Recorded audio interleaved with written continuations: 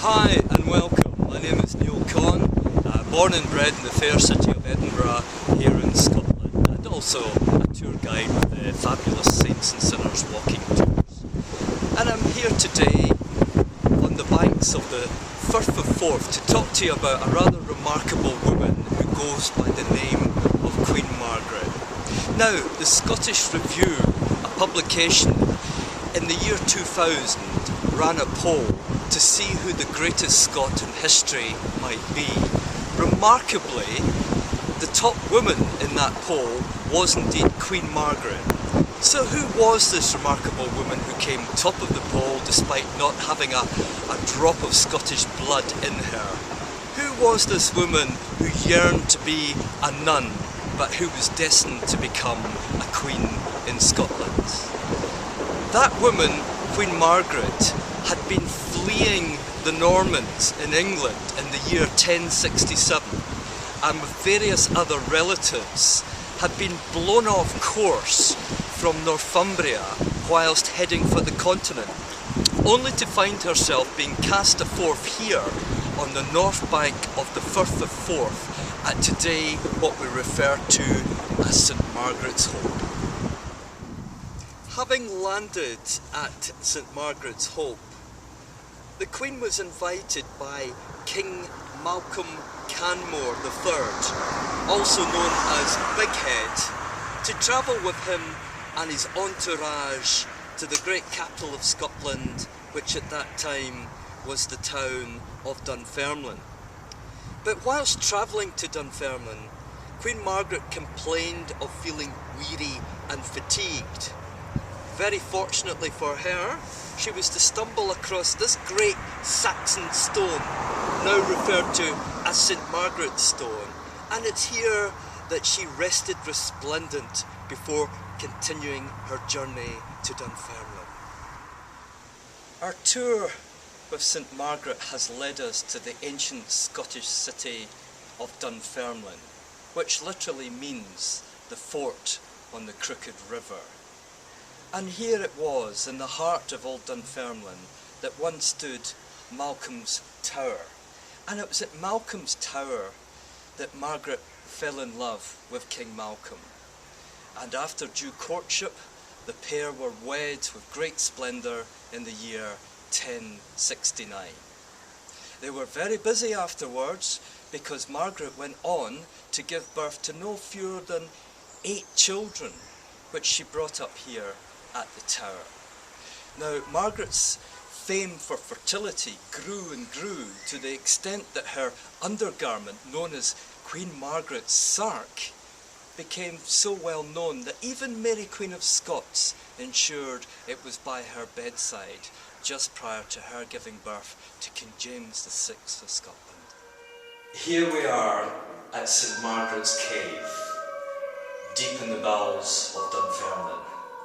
And before us we have St Margaret deep in prayer, clutching onto her favourite crucifix, the so-called black rod or black rood, believed to contain a vestige, a splinter of the crucifix that Christ himself was killed upon.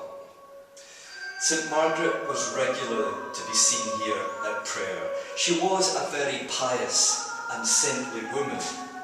Why? Well, one of the reasons might be that she took her scriptures seriously.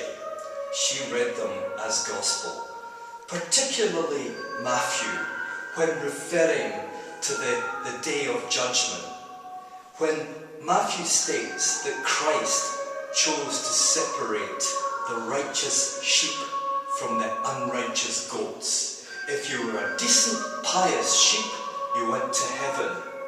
If you were less than pious, you went with the goats to the other place. Margaret wished to be assured that she would be a sheep that went to heaven, and she knew that by doing good deeds, she was more likely to get there. Consequently, this dear woman spent much of her life tending to the sick, caring for the homeless, feeding the hungry. This is Margaret, the pious, saintly woman we see before us. I'm now sitting on the shrine to Queen Margaret, buried with her beloved husband, King Malcolm of Canmore. And here just outside Dunfermline Abbey per se, she was to lie until, that is, the Reformation in Scotland, which came about in the year 1560, and at that time her remains were taken to continental Europe for safekeeping. This at the time when Scotland was evolving from a Roman Catholic nation to a Presbyterian nation. Queen Margaret was to be canonised in the year 1250, remarkably speedy progress that she became a saint, perhaps in no small measure to the fact that the Scots were being rewarded for their participation in the Holy Crusades, where yes, they amongst other Christians waged war on the Muslims in disputes over land and territory. Can you imagine that? The Muslims and the Christians at war over land in the Middle East? Thank goodness we now live in more enlightened times. These things wouldn't happen today, or would they? I'm now standing within the confines of Dunfermline Abbey itself. Queen Margaret was keen to establish enhancements in the Scottish Church, and she encouraged the Benedictine monks to establish a religious order here in Dunfermline. Dunfermline Abbey itself was to be founded by her son, David I, and was founded here in the year 1128. With the backdrop of the world-famous Forth rail bridge behind me, I'm standing in North Queensferry. To the south of the Firth of Forth, we have South Queensferry.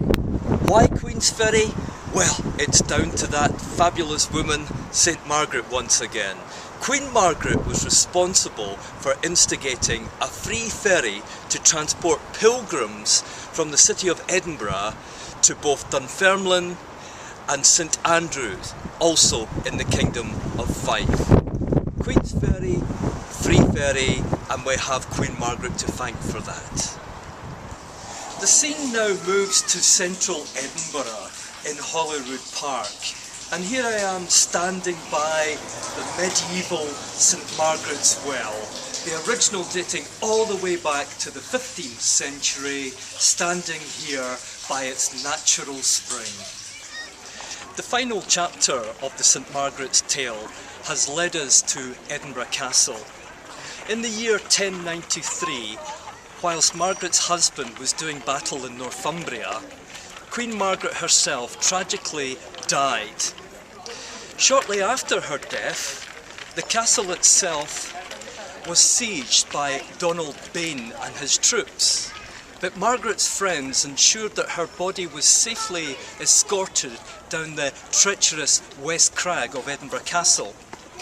Miraculously, a mist descended, ensuring that Queen Margaret's body was given safe passage all the way to Dunfermline in Fife.